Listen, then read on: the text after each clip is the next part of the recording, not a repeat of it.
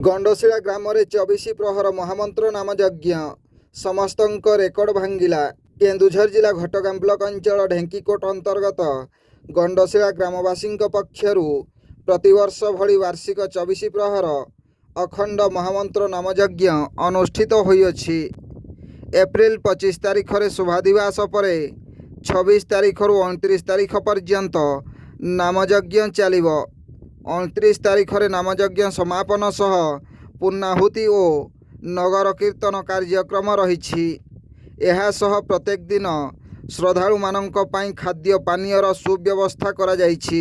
Grammar कीर्तन दल सह एही नामयज्ञ रे जोग दैथिबा संकीर्तन दल मानक मध्यरे केन्दुझर गोनासिका अंतर्गत गौड़ चंपेई, केन्दुझर अंतर्गत नुआगां हरिचंदनपुर निकट कालीमाटी, पाटणा ब्लॉक अंतर्गत टांगरपड़ा हरिचंदनपुर निकट खुंटापसी कर्ता भावे एकादशिया बारिक, पवित्र बारिक, प्रफुल्ल सिंह और गंगाधर नायक उपस्थिति रे पूजक कीर्तन दास पूजार्चना दायित्व निर्वाह करुछंती।